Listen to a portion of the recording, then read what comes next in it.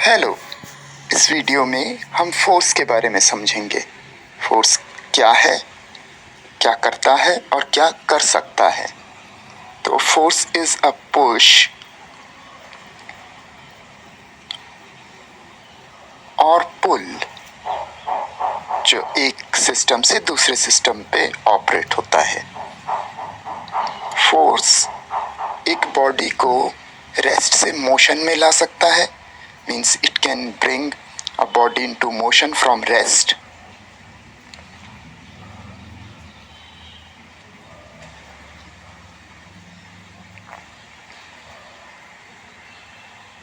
और it can change the direction of force of motion। ये body की motion की डायरेक्शन चेंज कर सकता है। और it can speed up a moving object, जैसा इसमें आप देख रहे हैं। और it can slow down a moving object, या तो स्पीड अप कर सकता है और नहीं तो स्लो डाउन भी कर सकता है। It can change the shape of an object, या हम कह सकते हैं it can deform an object. जैसे यहाँ पे मैंने स्प्रिंग का केस ले रखा है, तो ये फोर्स स्प्रिंग को डिफॉर्म कर रहा है।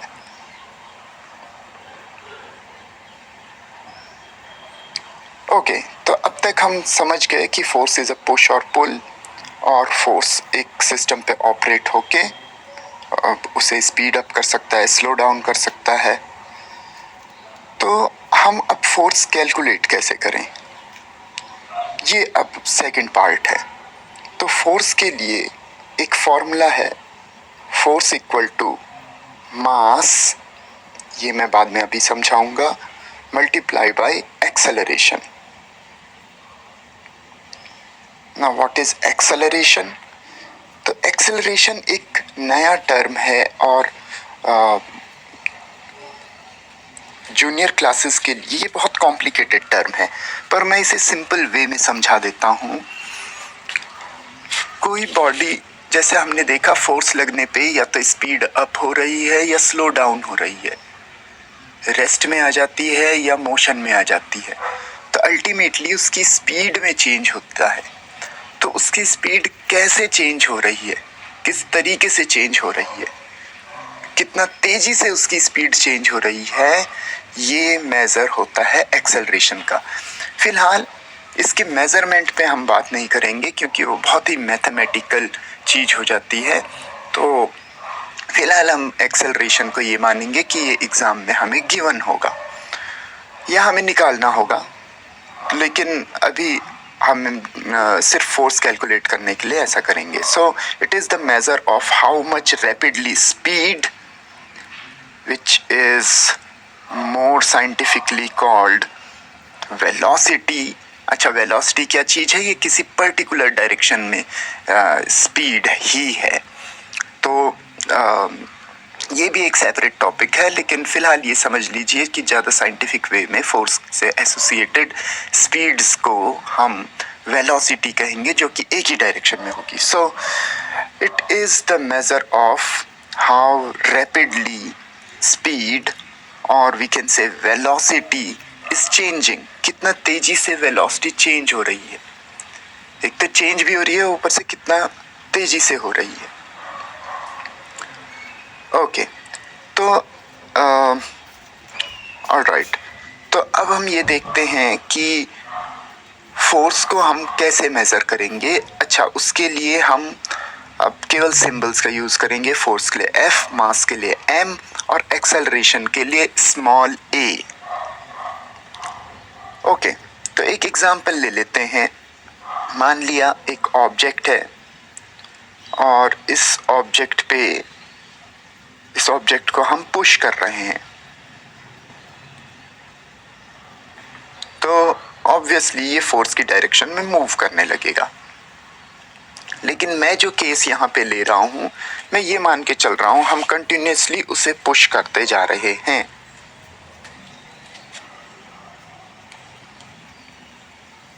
तो उस ऑब्जेक्ट का मास अगर 5 kg है, यहाँ पे मैं स्ट्रिक्टली मास कह रहा हूँ, लोग इसे वेट समझते हैं। वेट एक सेपरेट चीज़ है, कुछ और होता है फिजिक्स में, बट चलिए ठीक है।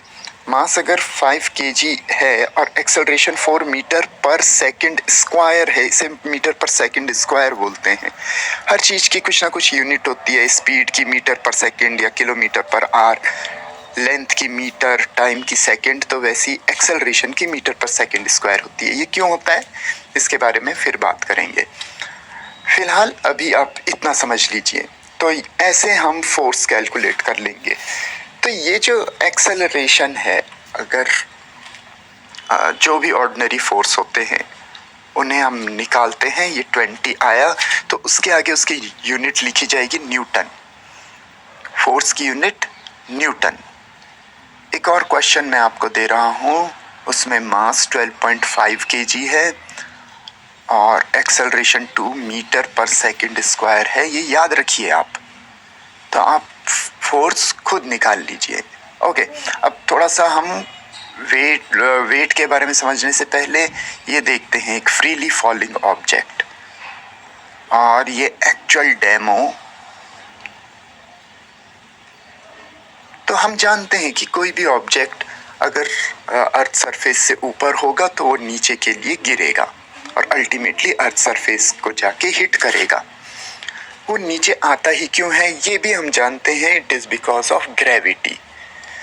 तो ग्रेविटेशनल फोर्स ऑब्जेक्ट्स को अर्थ की तरफ खींचता है। खैर, ग्रेविटेशनल फोर्स थोड़ा और कॉम्प्लिकेटेड है, लेकिन फिलहाल हम केवल उसे अर्थ के रेस्पेक्ट में समझेंगे।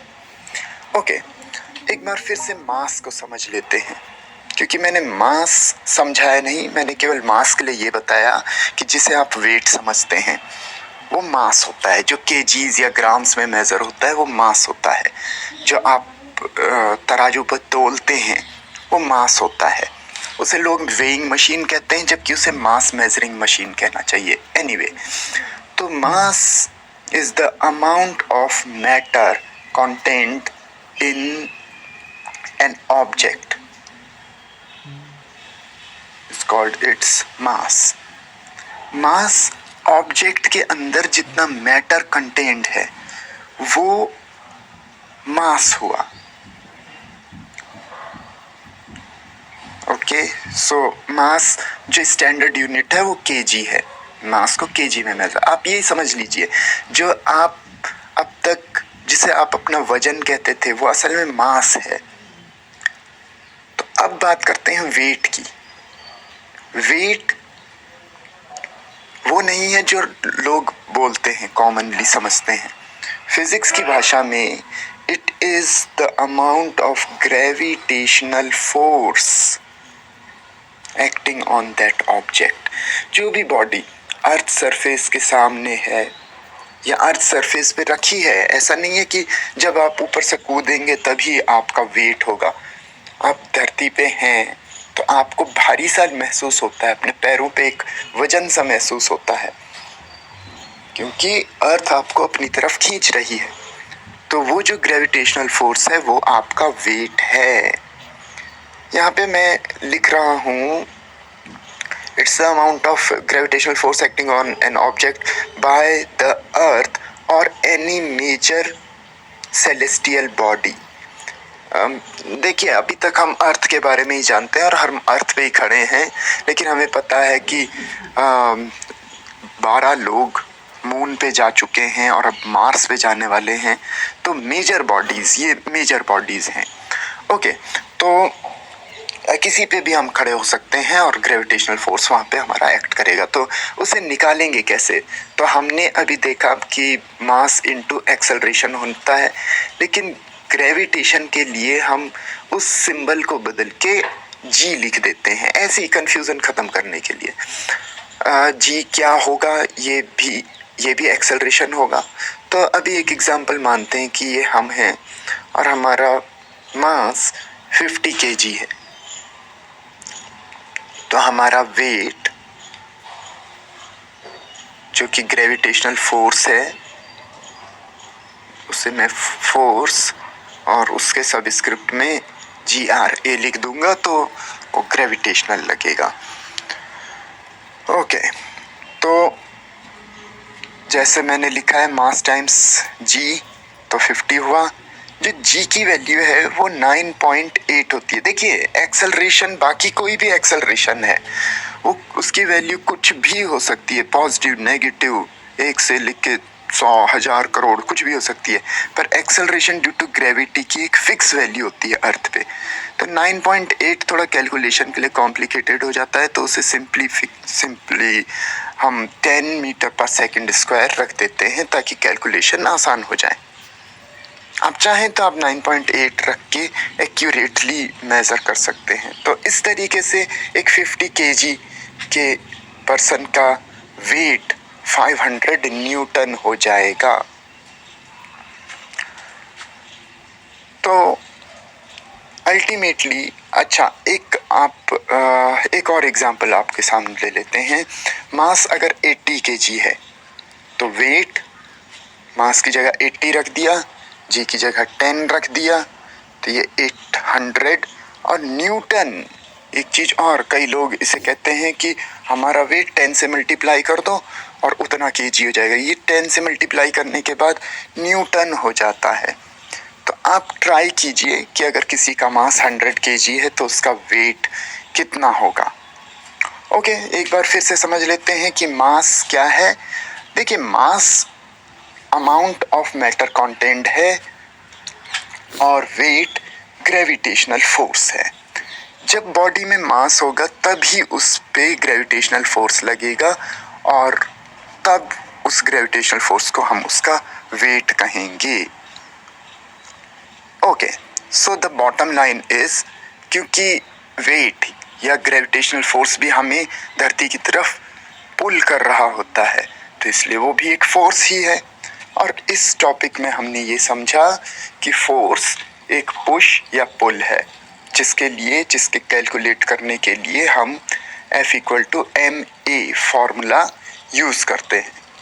मास टाइम्स एक्सेलरेशन।